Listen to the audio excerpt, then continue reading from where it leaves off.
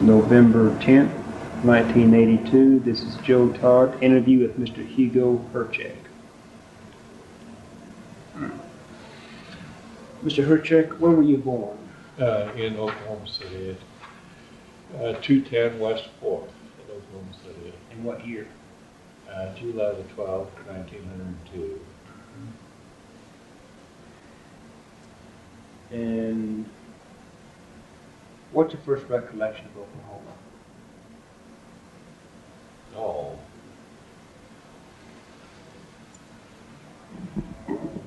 First recollection.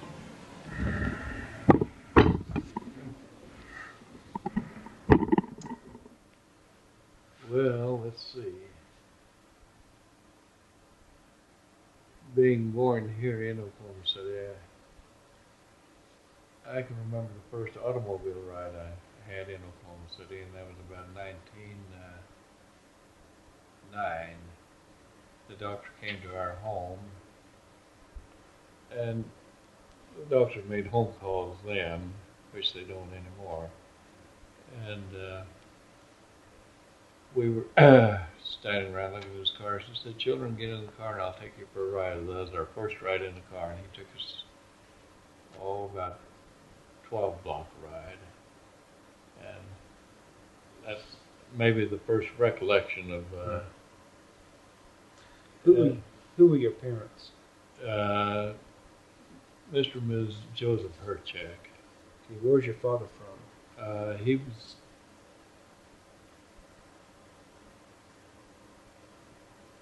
well, it was Moravia in Czechoslovakia.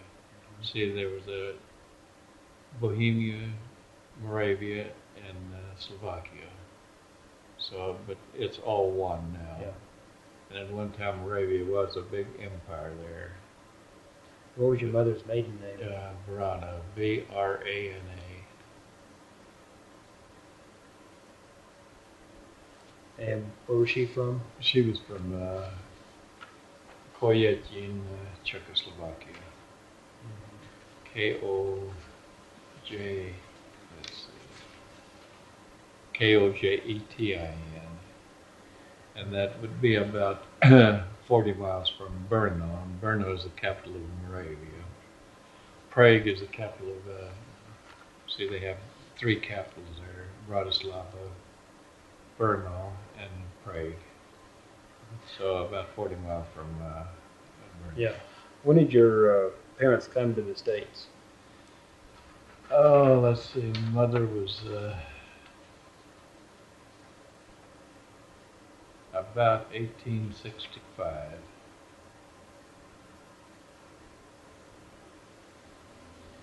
And when did your father come? They came about 1863, 2 years before. But Mother was 9 years old, and my father was 7 years old. Did they tell you about the trip over? Oh, yes. What did they say yes. about it? Well, at that time it was in the sailboat time. It said it took them 30 days crossing the water. And they arrived in Galveston, Texas. And in my mother's family, it was my mother and her mother and dad. And there were two brothers. They were left in Czechoslovakia. And they came a year later, but they had to stay there to earn enough passage for them to come over, because I guess Grandpa had to have some money when they landed here, because to buy equipment and everything. So, and Mother was saying, said she was on the on the deck, and she didn't want to get off. And Grandmother said, "Well, Josephine," says, "you've been on this boat so long," and said, "You're tired, let's get off." Said, "Oh, Mama, I don't want to. Look, I'll turn black." She saw little colored pickaninnies on there. Said, "I'll turn black." So my mother said that's the first time she saw colored people, and she thought, well, she'd turn black if she got off.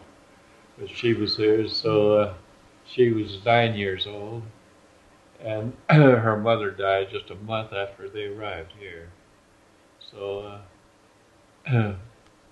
mother just took over, you know, and then when her two brothers came, which were older than she, well, she just did all the cooking and housework, and said she knitted mittens for her brothers and her dad.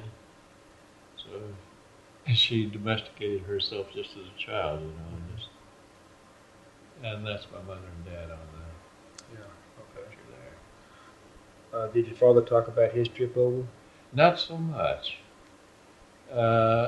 His dad came 6 months before they did, and so it was his mother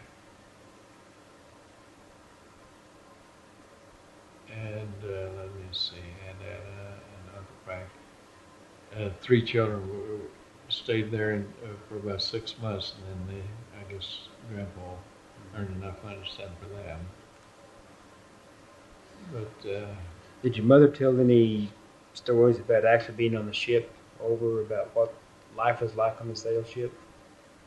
not too much on the boat, but she did talk about, she was 9, yes. So she was old enough to remember a lot of the background there in Czechoslovakia. I know one time she came home and brought home some of those great big black cherries, big cherries. She said, "Oh, we had those on our farm in Czechoslovakia." She said, "I bought some of these to show you children the kind of cherries we had there." And but she had a good recollection. She was old enough to remember quite a bit in Czechoslovakia, but Dad never talked about Czechoslovakia. And well, he was half German and half Czech. His mother was full German, and his dad was full Czech. And when they married, that was the custom in those days. The parents more or less intermarried the children. Well, the parents were good friends, so they insisted that the children marry. Well, grandmother couldn't speak or understand a word of Czech, and grandpa couldn't understand a word of German. But of course, in due time, they learned each other's language. But all through their married life, they spoke the 2 languages. She would speak in German, he'd answer in Czech. They clung to their own. Did they teach you the language? Not German. We spoke Czech. In fact, I couldn't speak a word of English when I went to school, started school. So it was all Czech at home. And Dad insisted on that. He said, "Now, when you children are in the home, you speak Czech, but when you're outdoors playing, you speak English." He insisted that we remember the Czech language. Well, we lived 2 years in Canadian County, 7 miles northeast of Yukon. And we were the only Czechs there, so we would speak, we thought we were speaking Czech. We'd say 1 word in Czech and 5 words in English. And we thought, and then we moved southeast, in the area where Tinker Field is now. There was a Czech settlement there. Well, we was talking Czech there, and they couldn't understand us. We'd say 1 word in Czech and 5 words in English. Well, there's a lot of those old timers that still couldn't speak English. About what year was that? Oh, from 1914. We bought that farm in 1914, and in fact, I just sold about 5 years ago. When did your parents come to Oklahoma from Texas? 1901. 1901. How did they come? By train? By train. And Dad came, about 2 months before Mother did, because Mother had the 2 children then. And I said, "Oh, Papa, I don't want to come to Oklahoma." I said, "I'm afraid of the Indians." And Papa said, "Oh, Mama said the Indians are just as civilized as we were." She'd hear weird stories about the savage Indians, you know. But what part of Texas did they come from? From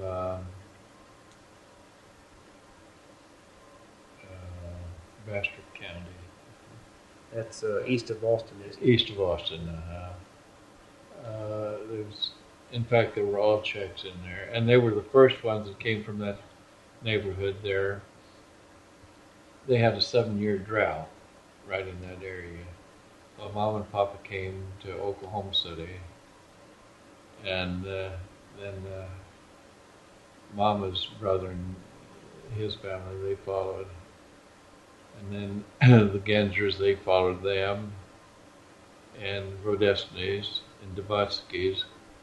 All about 8 or 10 families from there came right to Oklahoma City, and they settled where Tinkerfield is located, and they stayed on the same farms for over 50 years until the Tinkerfield bought that property and scattered. There's Dvoraks and all.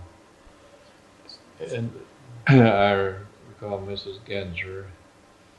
Oh, she raised all of her families there, and she's becoming senile towards the last. And she said, "Oh, why don't they let us stay here until we die?" And then she said, "No, progress must go on, so we have to move." So they bought them an acreage about 2 miles north of their home place there. And she was in her 80s, and her mind was kind of wandering. And so all that traffic on Douglas Boulevard, well, they found her about halfway from home on that highway, walking on that highway, and they located her there and said, "Mother," said, "there's all this traffic here." Said, "Where are you going?" "I'm going home." She was going to her old home place, you know. So, back on Tinkerfield. Yes. So there was a drought in Texas. That's why your folks came. Yes. About a 7-year drought. Were they farmers in Texas? Yes. And this must have been pretty close to Smithville. About 2 years ago, I visited my cousins there, and they said they want to take me to the farm that Mom and Papa lived on there. And there's a great big, just a beautiful 2-story white house with a fixed fence around it. I said, "Oh, did they live here?" I said, "Yes, this was their home place." I said, "Well, they added on to this house." I said, "No, the house is just an original house, but it's just a big, beautiful, stately house there. And the people that were living in there, they kept a locked gate on there." They said, about a year or previous to that, some colored man stopped in there and asked for a drink of water. And he looked around and saw that the lady was there alone, and he took advantage of her, you know. And so they were guarding that place because... So it's near Smithville? Near Smithville. And I know Papa was saying there's a creek there right on the farm of spring water, and all the farmers, they'd go there with their wagons, fill their barrels full, and get that water. I guess they didn't have wells there. Well, on this side, there were whites, and on this side, there were Indians. And the Indians wouldn't trust the whites, and the whites were afraid of the Indians, so they said that when they'd go to get their water, they knew the Indians were watching them. And it happened that creek was on Papa's farm there. And so Papa would see the same Indians, they'd see him, and Papa would give them a friendly signal, and then they got so that they were friends with one another amongst themselves. And the Indians started trusting the whites, and the whites trusted the Indians there, because they were going there for the same purpose, to get water. Right. When did you begin school? In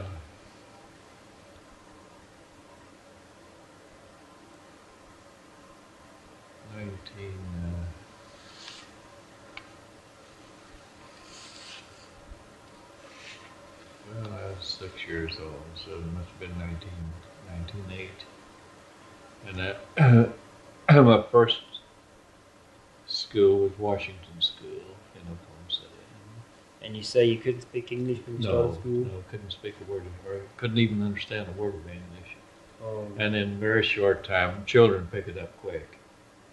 but we didn't come in contact with the.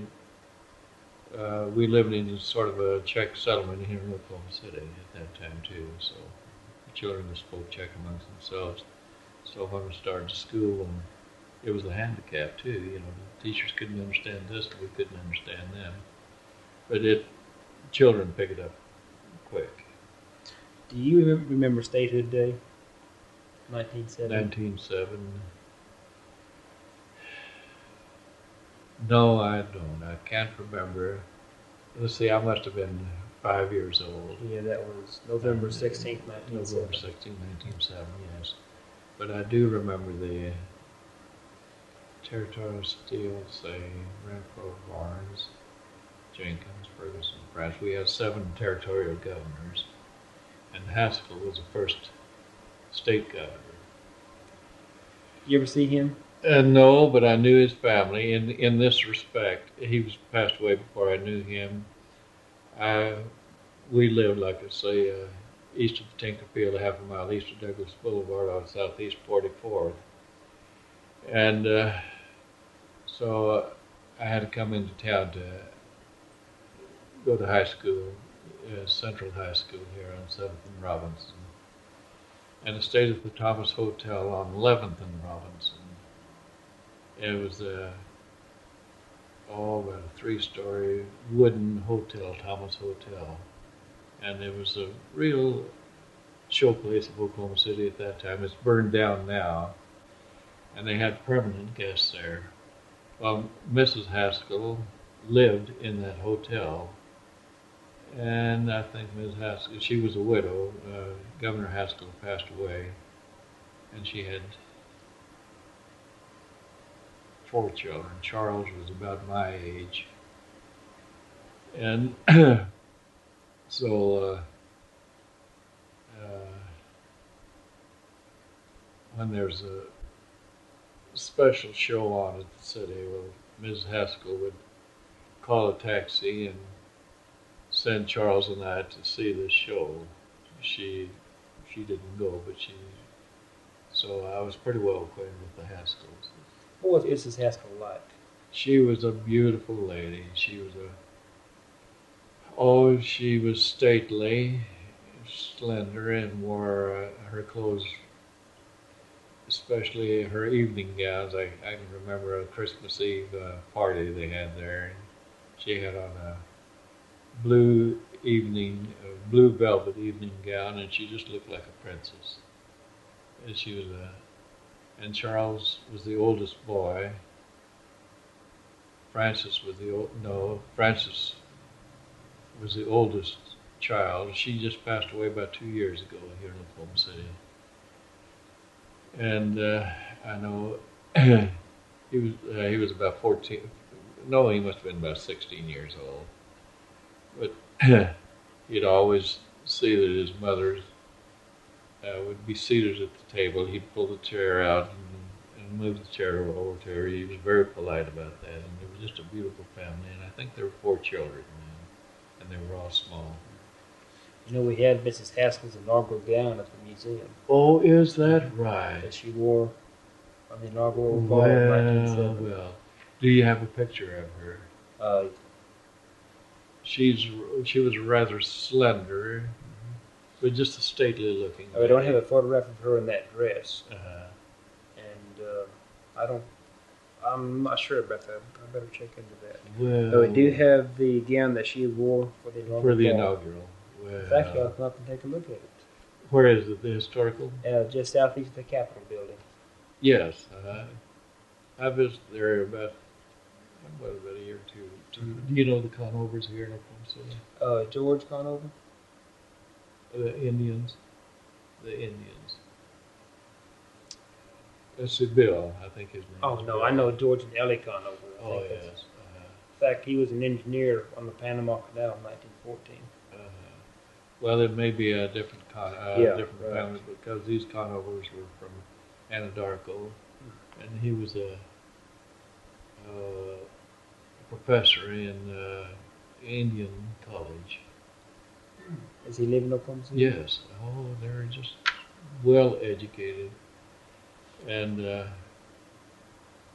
Mrs. Conover's brother has a painting there at the historical, but I don't know his name because his surname, because I know Mrs. Conover would. I'd like to meet him and Oh, interview him. she's the one to interview. She's the historical. Well, of Uh-huh. course, both. What's her first name?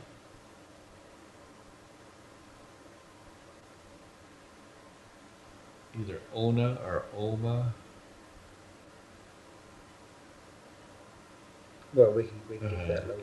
Yes. Do you remember when they moved the capital to Oklahoma City, 1910? 19. Yes, I do. I can recall that from Guthrie. Mm-hmm. They moved into the Huckins Hotel. What was your reaction to that? Well, see, I was about 8 years old, but I know Dad, he was interested in Oklahoma history because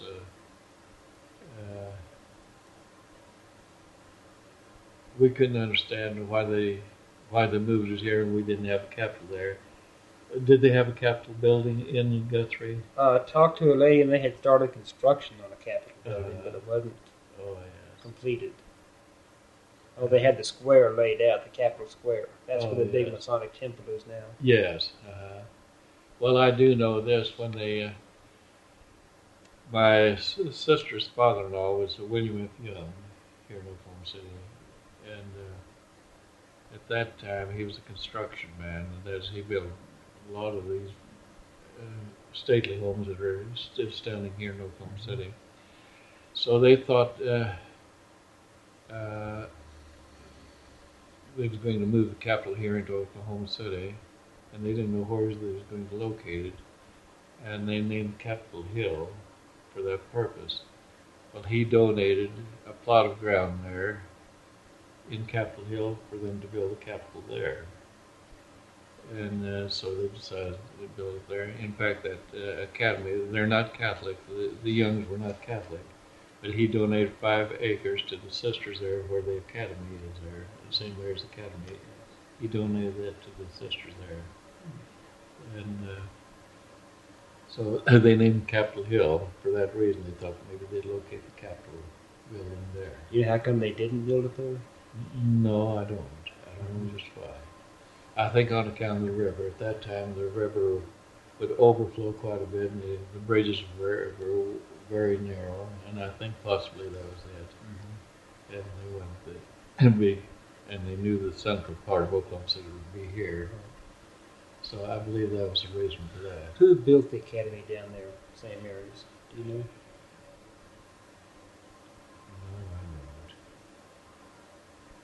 No, I don't. But now I'm Catholic, and I was baptized in the St. Joseph's. That was the first Catholic church in Oklahoma City. And I was just reading a little history on it. They had right up about the 75th year. It took them 2 years to build that church.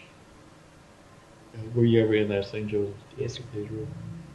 And the building and the interior and all was costing $40,000. Well, that was way back in 1903. And the first Catholic church was a little wooden structure about a half a block east of 4th and Robinson, the 4th and Harvey. So I was baptized in the old one. What was the name of that church? St. Joseph. St. Joseph's. Yes. Did you know Bishop Mishak? Yes, yes. What was he like? He was a big, he was a saint. He was just a wonderful person. I know when the children, the parish was about a half on 5th and Harvey. And the school was just directly on 5th and Harvey too. And he'd walk over down about the middle of the street, you know. There wasn't very little traffic then.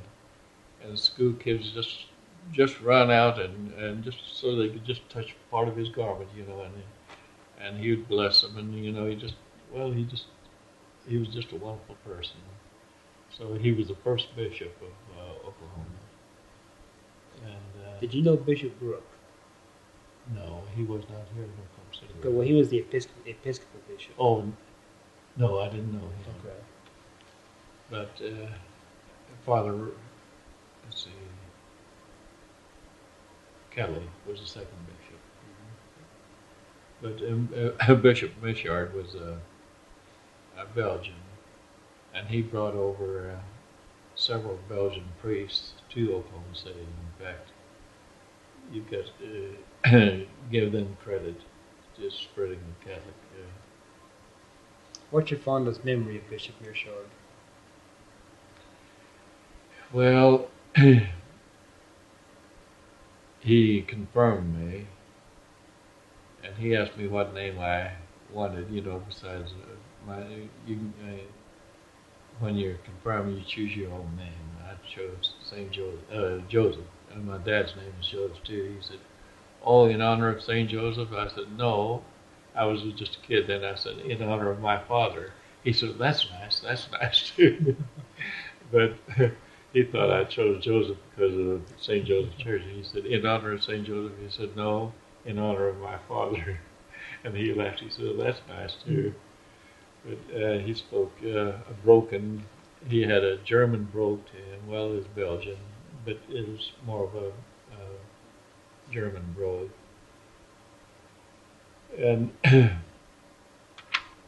he built his home way out on 16th Street. It was way out in the country. And people say, "Well, why did he build a house way out in the country there?" It was on 16th and Drexel, in that area there. Well, it's tore down now, but at that time it was considered way out of town. And I recall St. Anthony's Hospital when it was a 13-room hospital, and now it's about an 800-room. Who was in charge of St. Anthony's then? It was the Mercy Sisters, Sisters of Mercy. I mean, who was Mother Superior there? I don't recall at that time. In fact, I don't know the Mother Superior now. Mm-hmm. But so the Catholics are in the. We have very few Catholics here in the state. In fact, there's only 104,000 Catholics in the entire state. So,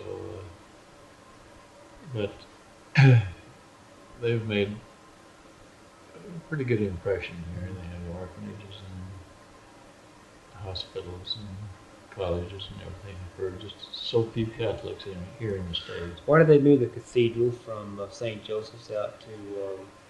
I think more or less on account of the traffic, that is the parking facilities. See, it's so downtown, and at that time they didn't have just street parking, curb parking, and I think that's one reason. I still say I'm partial to the old cathedral there. I think it's more impressive than Our Lady of Perpetual Help. But I think on account of traffic, it's right downtown. And at that time, they was beginning to use cars and no place to park their cars. What was your reaction to the assassination of Archduke Ferdinand? 1914. 1914. Well, I was old enough to realize what he was getting us into. And that he was in Austria, wasn't he? Right. From Vienna. See, my grandmother was a German, but she was from Austria. In fact, in Austria they speak the German language. And Dad said at that time, he said, it's the Germans.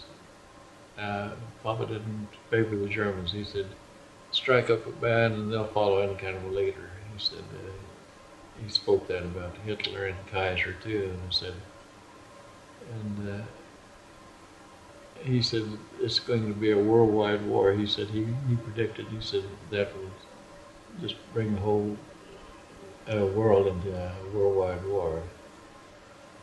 And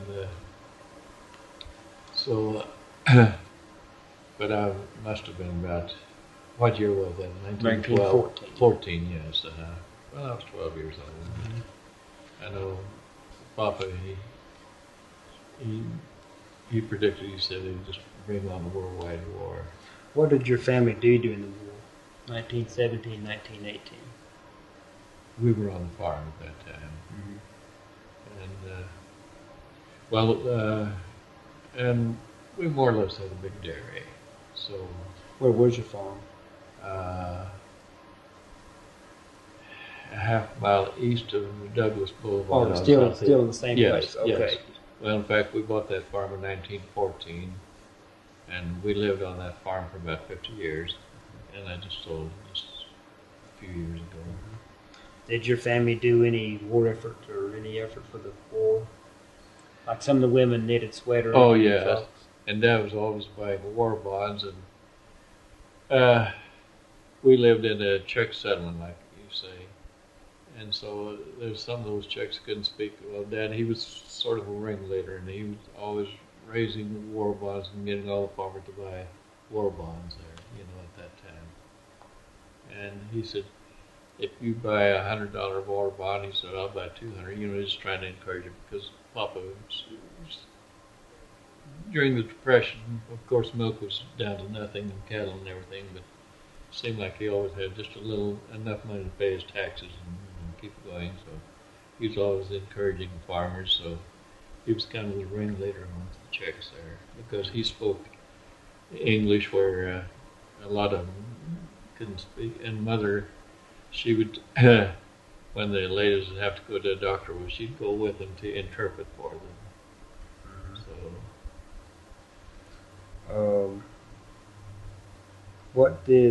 What do you remember of Armistice Day? November 11th, that was a big 1918. day. That was a big day. I think they celebrated on the farms as much as they did in New York City, because everyone was just elated that the war was over. You have a big party, big dance, big celebration. Yes, and I remember this, that I had some cousins, the Branas, that lived.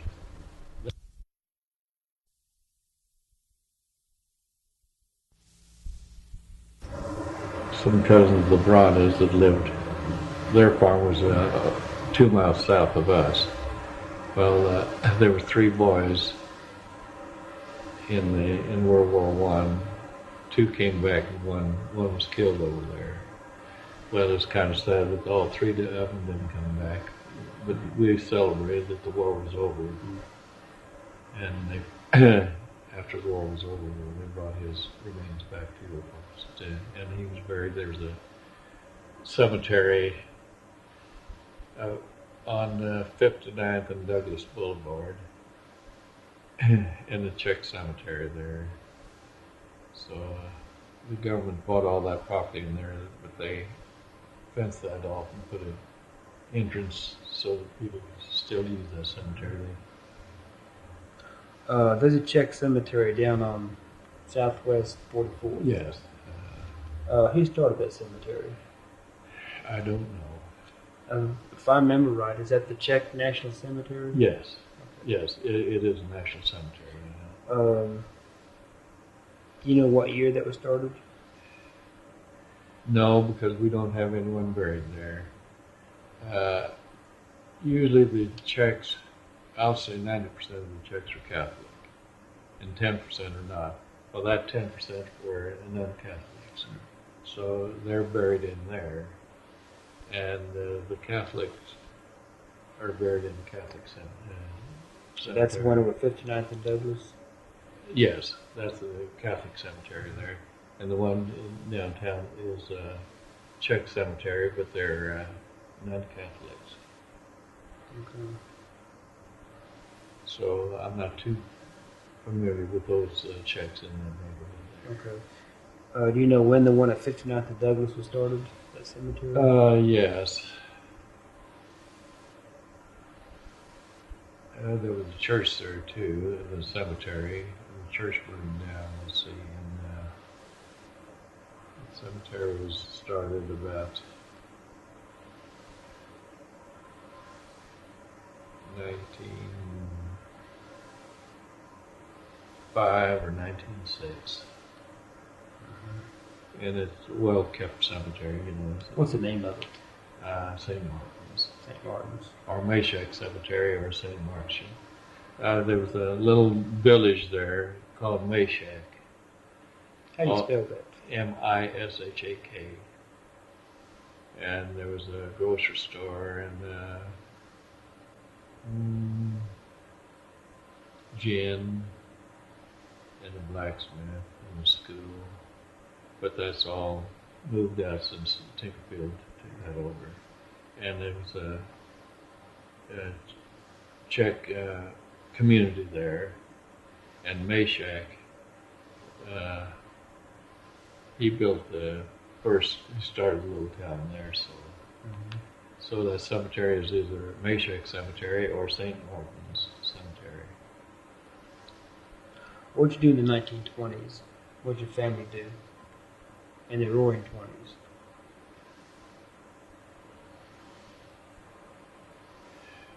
I'll bring it out, but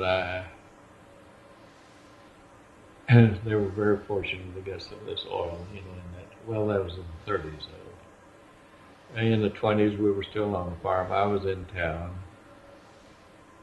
I spent more time in town than I did on the farm because they kept pushing me to go to school. We were still on the farm. Well, when that Marisutic well came in, if you recall that, we had a well came in about the same time. Marisutic well went wild. Do you remember that, the Marisutic? Oh, yes. Oh, tell me about that. Well, at that time, we'd moved off the farm into town on Shields, 45th and Shields. And when that well caught fire, we lived about 5 miles from that well. And at 12 o'clock midnight, it was so light, illuminated, that you could pick up a pin on the sidewalk. It was just so much light. And all of that, it was just a little bit windy, just enough that it scattered oil all over the neighborhood there, And I think ITIO brought that well in. Phillips brought our well in, but ITIO brought Indian Territory Illuminating Oil Company. And to keep down lawsuits, they said, well, if any of the farmers, if oil got on any of their buildings, their houses or barns, said, don't sue them, said they'll pay for all the painting on there. Nearly every barn and house in the county was painted at the expense of ITIO. And so that well went well, I think about 5 days, and they finally capped it. So that was a big gusher. And we got a well just not too far from there. And our well came in. You've got to live here in Oklahoma to believe this, but it came in over 2,000 barrels an hour. It came in 50,000 barrels a day, while 2,000 barrels would be 4 days, so over 2,000 barrels an hour. I know it's hard to believe, but then that's the records at Phillips Petroleum. And at that time, oil was about, 85 or 90 cents a barrel, which is about $35 a barrel now. And where's your well located? From the Sudik well, about 3 miles northeast of the Sudik well. Now, did you have, you probably had land out there, didn't you? Yes, we had some land there. How much land? And that well pumped from, it came in either 1930 or 31. Of course, and we got checks. Let's see. Up until 8 years ago. So it was a deep well. they drilled over a mile deep then, and that was a real depth at that time. And so it came in, it was just such a strong gusher. And then we had a cousin, he had a well about 2 miles from our well. His well lasted about 6 months, and salt water got in there, and it just killed that well. So, but our well was so, I guess, I don't know whether it was the depth or just happened to hit the lake of it there. Mm-hmm. And it flowed up until about 8 years ago. They pulled the derrick and everything down. So, but do you still have the land out there where the oil well was? No. So I reserved some of the mineral rights. Mm-hmm. And then I reserved the solar farm, and that's all cut up in lots. And one developer bought the last 25 acres, and he's building some beautiful homes there. And so what was a farm is all built up now. Tinkfield and what's that big automobile plant there? Oh, GM? Oh, yeah. So that's kind of developed that neighborhood after there. When did you graduate from high school? What year?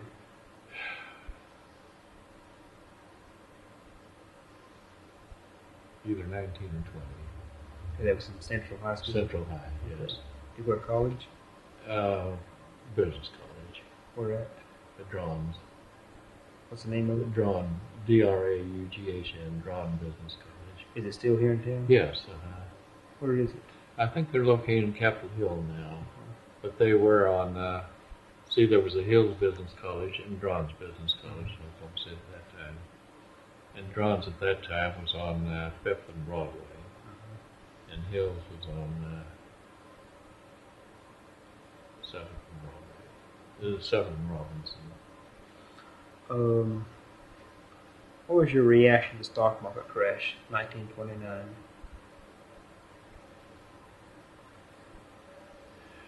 Well, I thought the war had ended. You know, it just looked so drab that everybody was losing everything that they possessed, and it just looked like they'd never get out of this depression at that time. I know farmers have great, big, beautiful Holstein cows. Mr. Bailey, and he sold them for $15 a head. I said, Mr. Bailey, don't sell those cows like that. I said, well, I've got to pay my taxes. And so prices went down to nothing. Yeah. And so it just seemed like there'd be no end to it. But and that was just about the time Roosevelt got in. And they blamed Hoover for all, you know. He'd say, well, prosperity is just around the corner, but he wasn't doing anything about it. And then when Roosevelt got in, well, it seemed like people got more confidence, and he tried every way to put people back to work. Mm-hmm. And of course, then the wars come on. So, were you still on the farm during the Depression? Yes. Dairy farm? Dairy farm, okay. Yes. How did you all react to the dust storms or the Dust Bowl? How did you try to keep it out of your house?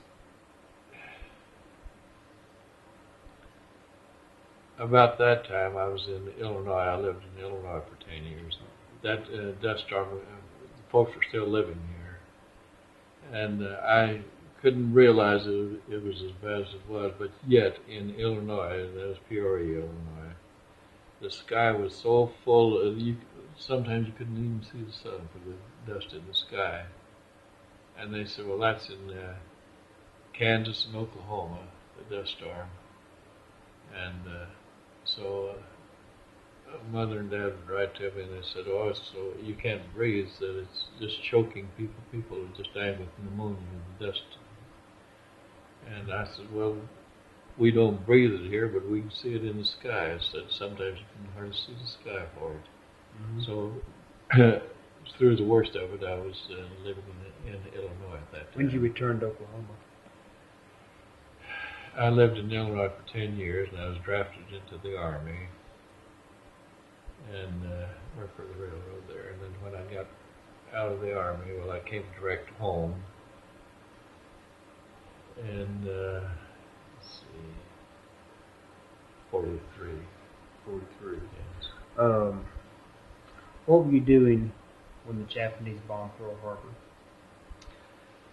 I was working in Peoria, Illinois for the Rock Island Railroad. And so about 3 or 4 months before the Japs bombed Pearl Harbor, there was a Japanese diplomat from Japan. He came to Peoria to visit the Caterpillar plant, and he could speak English, and I was talking with him, and I suspected something then. I said, I told the people, I said, well, he isn't over here to buy Caterpillars, he's a spy. And they said, oh, he said, you always take the wrong attitude. He said, he isn't a spy, he just come over to buy the Caterpillar tractors. I said, you just, I said, don't trust him. I said, he's a spy. I could just suspect that he wasn't sent over here to buy tractors. And about 3 months after that, well, they bombed Pearl Harbor. Mm-hmm. So that didn't surprise me too much that they weren't capable of doing something like that. It was a tragedy that we'll never forgive them for. Sure. So you were drafted at the end of the war? I was drafted into the Army, yes. Went to Alaska. I was more or less in charge of the gasoline. Okay. Did you have any contact with the Japanese in the Aleutian Islands up there? No. About, I was 40 years old the day I was sworn in. And they were so desperate for manpower that they'd take anybody that they could get. Mm-hmm. So they sent us up there. And like I say, I was 40 years old. And then they started discharging soldiers 39 years or over. They said we could do more in defense plants than being soldiers there.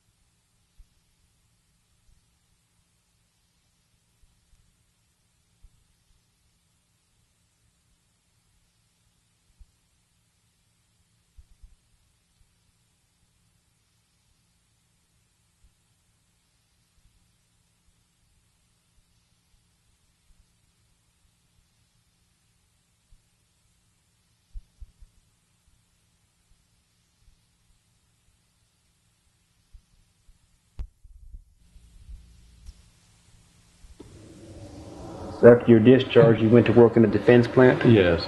Well, so they sent 5 of us back from Alaska. And I kept in contact with the boys of my outfit. And then they made the Iwo Jima and Okinawa invasion there. My outfit did. And after the war was over, I kept in contact with a soldier from Springfield, Missouri.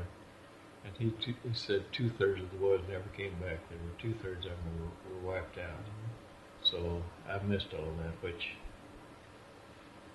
and I know when we arrived on the plane into Seattle, all 5 of us soldiers, we got down on our hands and knees and kissed the soil. Said we never expected to see the American soil. You know, we just thought, well, we were there, we'd never come back. So then from there, in place of going back to Illinois, my mother, her health was failing, and I thought, well, I wanted to be nearer to her than to go back to Illinois. So I went to work at Tinkerfield. And I worked there for 16 years, and I retired from there in 1964. So you went to work at Tinkerfield during the war? Yes. Okay. What did you do at Tinker? Oh,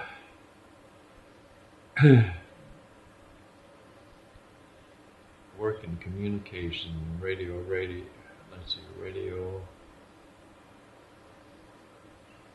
telephone, sort of a communication. And were you in communications during World War II? Yes, World War II. And after the war, did you stay in the same area? After the war, well, after I retired, you mean, from Tinkerfield? No, after World War II in Tinker. Did you stay in communications? Yes, for 16 years. Okay. And what year did you retire? In 1964. Okay. So, and I've enjoyed every day of my retirement. Oh, good. What's your hobbies nowadays? Traveling.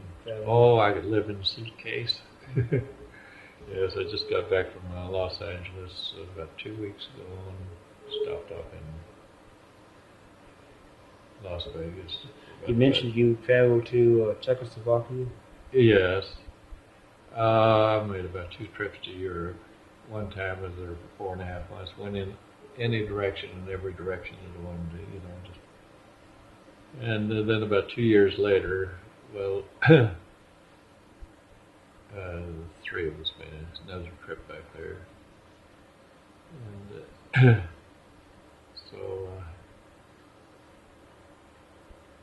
let's see, I've been to Spain. Spain is my favorite country there. That's the most beautiful country of all. Every principal city I've visited there, Barcelona, Valencia, Seville, Cordova, Madrid, all those places there.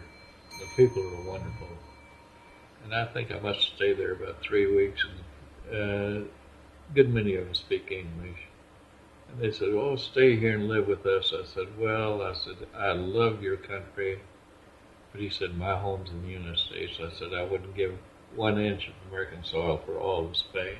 They said, well, home is home. Mm-hmm. But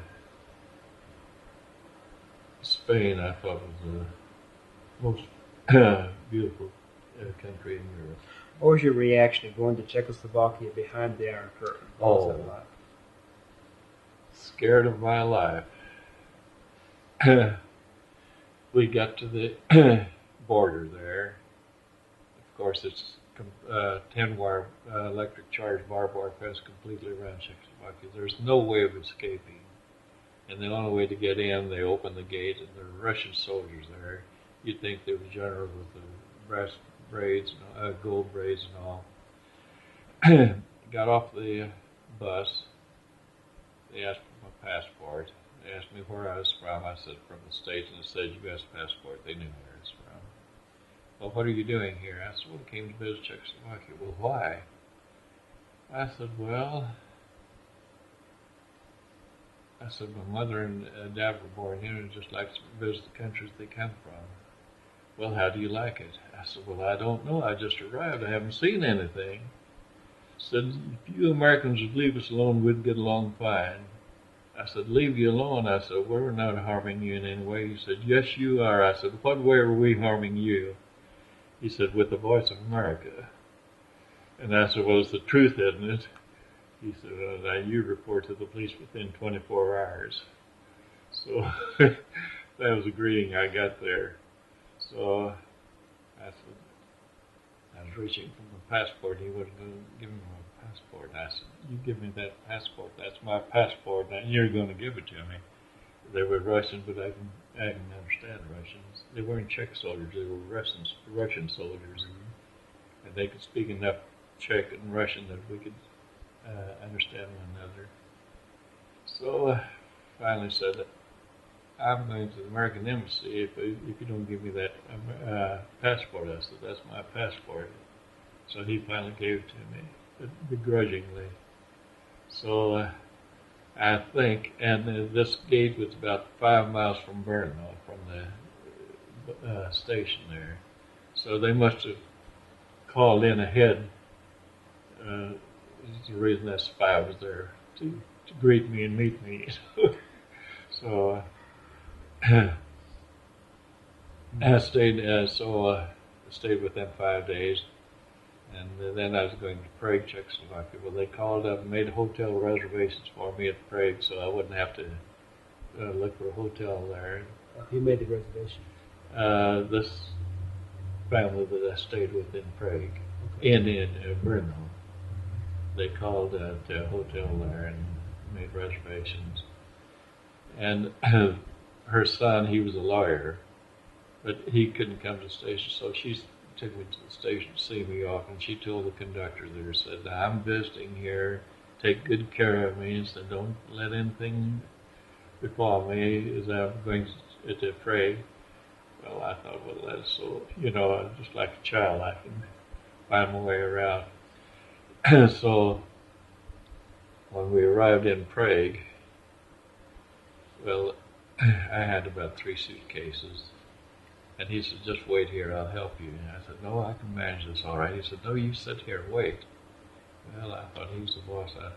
So when all the passengers got off, he came over to help me with the suitcases. He said, so you came all the way from the States to visit us? I said, yes. I said, it's... And so he was so considerate. And he took my suitcases to the curb, and the bellhop came. He said, now you take him to the desk and take good care of him. He's visiting here. And I wanted to give him a tip. He said, no, I don't want your money. I want your friendship, this conductor. And just he was so concerned that I got to the bellhop to take me to the desk there. And the people were very friendly. So I was, the worst scare in my life I got was in Prague on the streets there. Stayed at the same hotel. I was there 11 days. And so they have men waiters there at the dining room. And this waiter, he said, if you don't mind, he said, I'll meet you in the morning about 10 o'clock and I'll show you around the city. I said, oh, I'd appreciate that. So I was in the lobby 10 o'clock, waiting until 10:30, and nobody showed up. And I said, oh, probably forgot about it. So I was just walking the streets, just window shopping, and somebody tapped me on the shoulder from behind, and I looked around. There was a soldier in uniform. Well, it startled me. He said, oh, I didn't mean to startle you. He said, could you tell me where a certain building is here? And I said, sir, I don't know. I'm just visiting here. Well, it was a Czech soldier, but I couldn't tell his uniform from a Russian soldier. And he said, well, he's on furlough. He has 1 day more before he has to report to camp. And he said, he's just walking around. He said, do you mind if I walk with you? I said, oh, I'd appreciate it. So we walked to the second largest library in the world is in Prague, Czechoslovakia. The largest library in the world is at the Vatican. Second is in Prague, and the third is in the United States Library, but the second largest there. So we went to the library and to the museum and over the Charles Bridge and different places there. And I said, well, every place you look, all you see is these Russian flags. He says, yeah, it's like blood to us, but there's nothing we can do about it. And I said, well, how's your food in the army? He said, well, like all Czechs, we said, we're just starving. So I was there 11 days, and in 11 days I lost 15 pounds of weight for the lack of food. Stayed in the best hotel there, beautiful hotel. Of course they had elevators there, but they're circular marble staircase there just to kind of offset the lobby. And I stayed there 11 days, and all the food I could get there was dumplings and sauerkraut, and the dumplings were so heavy I couldn't swallow them. So I lost 15 pounds in 11 days for the lack of food. And I was just kind of window shopping, and there was two women looking in the meat market there. And one lady said, oh, it's awfully high. And the lady said, well, it's nothing but soot. You can't even make soup out of it. I said, well, is that the kind of meat you have here? So that's all the Russians leave us. What they can't eat, they leave this here, and we can't even make soup out of it. Nothing but soot. So no meat at all at this hotel. And and one slice of bread. So I asked for a second slice of bread, and they apologized. I said, oh, we're only permitted to serve one slice of bread a day. I said, oh, I didn't want that, you know. I said, I was just forced to have it. But I was starved for that bread because I couldn't eat their dumplings. So in 11 days I lost 15 pounds of weight. And 100,000 Russian soldiers on the streets patrolling in pairs. Some would have Tommy guns across their chest, and others with police dogs. Well, the Czechs were just trembling, just living in fear. So in this hotel, I met two Canadians from the Globe and Mail newspaper from Toronto. One was a photographer and one was a reporter. And we'd sit at the same table, so we spoke English, you know. So, and this photographer asked me if I'd went out to the cemetery. I thought, well, what a strange question to ask me. I said, no. He said, oh, go. He said, don't leave here before. He said, that was one of his assignments, to come here to visit the cemetery. There's a young man, about 19 years old. He burned himself to death in protest to let the outside world know what was happening there in Czechoslovakia. And so he said he was sent there out as an assignment to take pictures of that. Well, he just insisted on me, so the next day I went out there. And their cemeteries were beautiful. They have black granite tombstones there, but it's just beautiful there. So I went to visit that grave there.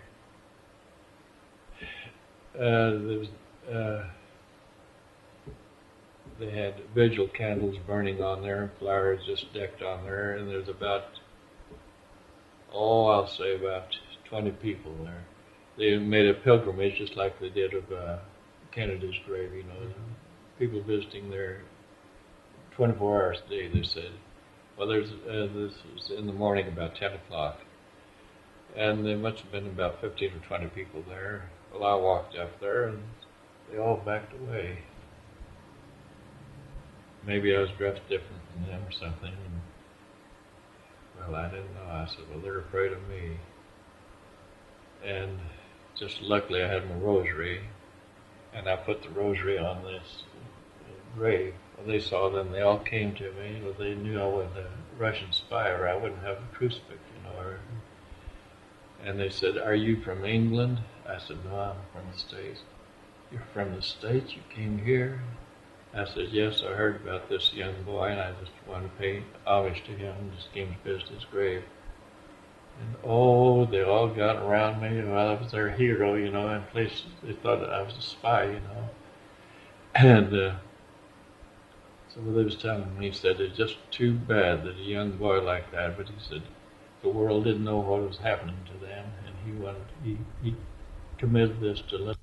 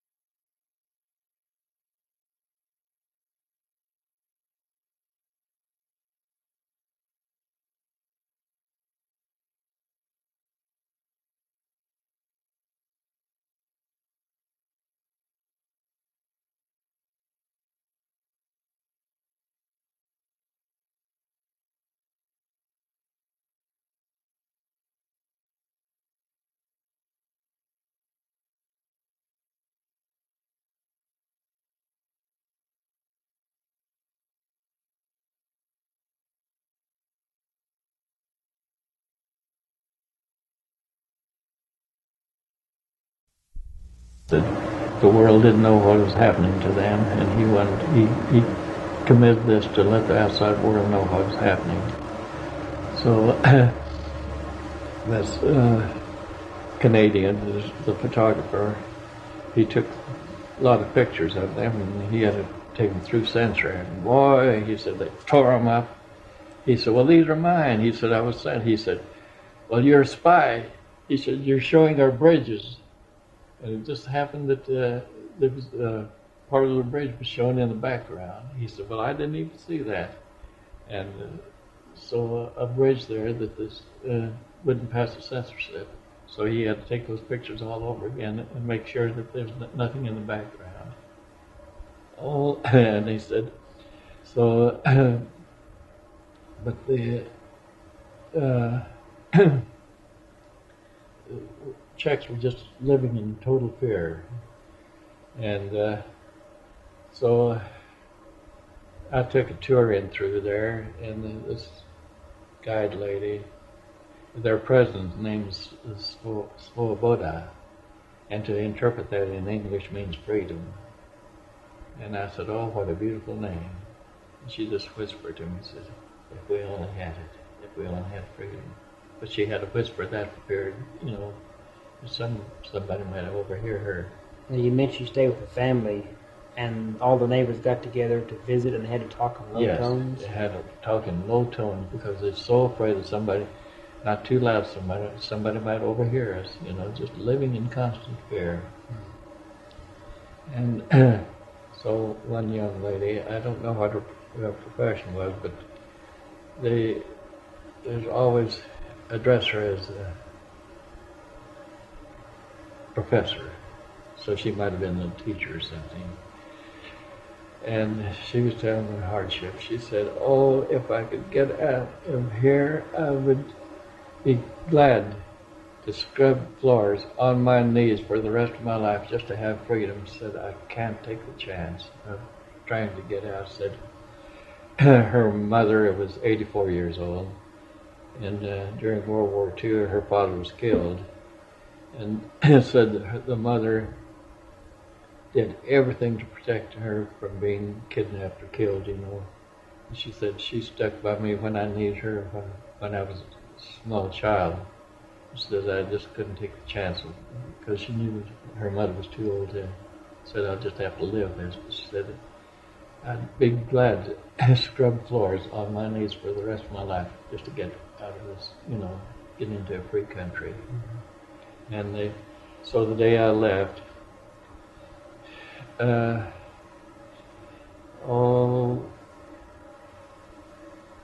lot of the employees there, the desk clerks and the chambermaids and the different ones and waiters, in the middle of the lobby, they was bidding me goodbye. Some was embracing me, and some would kiss me, and some were crying. And they said, guard your freedom with everything. Don't trust the Russians. He said, there's nothing good about communism. Fight them with pitchforks if you have to. He said, don't let them take your country. And just over and over said, guard your country. He said, don't trust them. He said, there's nothing good about them. So But, and they're have an expression I've never heard before. You can be 5 years old or 80 years old. When you meet each other, like we'd greet each other, good morning. First thing they do is say, praise be the Lord Jesus Christ, and I'll answer them back in forever and ever. And then we greet each other. I said, well, that's such a beautiful expression. I've never heard that. I said, oh, yes. So they'll never make atheists out of ours. They'll never take our faith away from us. And I said, well, do they all say that? Yes. I said, how about, I know there's some communists here because better jobs, you've got to be a communist to get them. I said, oh, we can tell by their expression whether they mean it or not. He said, we can detect them right quick. They'll answer, but very sheepishly. He said, we can tell right then whether they're communists or not. But he said, from children on all, that's the way they greet each other. And they said, we'll show them that they'll never take our faith away from us. And the churches are just packed. You can't find standing room. But there's 2 Russian soldiers that stand on a pedestal where you can see them above. Their heads are about a foot above everybody. And the priest, if he utters one word against communism, he's immediately arrested. So 2 years after my first visit there, we were this is in Bratislava, in Slovakia. I went to evening church there, services, and there were 3 of us, a cousin. 3 of us went together this second time. So we went to church there, and then the priest met us, and after service, and he said, I want you to meet the bishop before you leave. So he insisted, and we went to meet the bishop. And so the next Sunday, he told his the people in the congregation, he said that we visitors from America, that America was sending their greetings or friendship to the people of Slovakia there. And he mentioned that when he was arrested for that.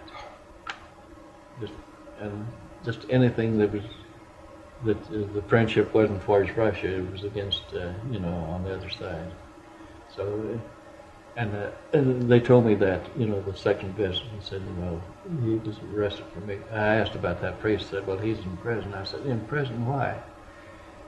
And they kind of hesitated, thought maybe we felt that we was the cause of it.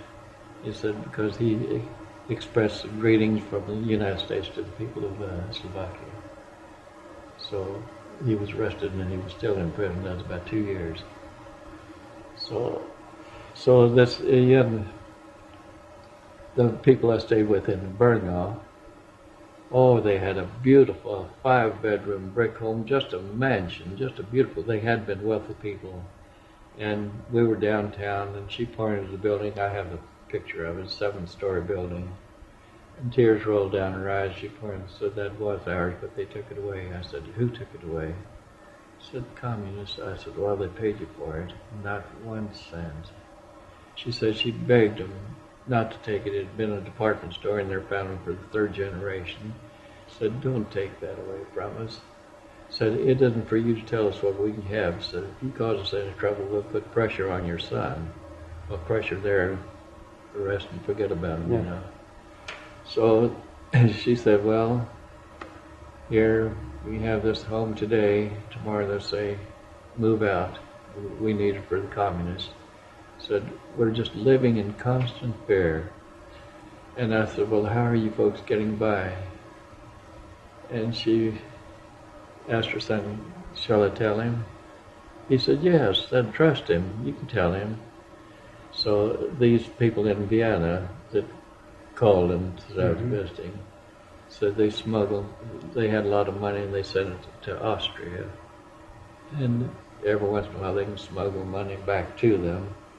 but they have to keep it buried, for fear that the communists will even take that away from them. And they were wealthy people at one time, and now they're just living like, so. To regress back when you were a little boy, what kind of games did you play as a child? Cowboy and Indians. Yeah, and then let's see, I was 12 years old. We lived in the city, and then we moved on farms. And after that, you was too busy to even be a Boy Scout, with chores and everything. So. How many kids in your family? 4. And there's 2 living now. Mm-hmm. I lost my sister about 17th of June. Then I have a sister in Los Angeles. Yeah. She's the Cinderella of the. She's in Japan now. She left 2nd of November. She'll be gone for 25 days.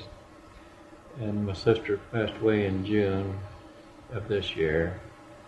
So the one in California, she was in China for 23 days in April this year. And she's like myself. She could just live in a suitcase. She just loves to travel. She's been all over the world several times. And how could I contact this Mrs. Conover? Because I would like to talk to her. All right. I'll have to make a note of it. At the senior center, we have her address, and I'll get it tomorrow. And I'll either call you or you can call me. Okay. Good. And I'll have to make a note of it so I don't forget. Yeah. And I'll ask. But they're well-educated people. Do you need a piece of paper? No, not necessarily. Oh, okay. Over there.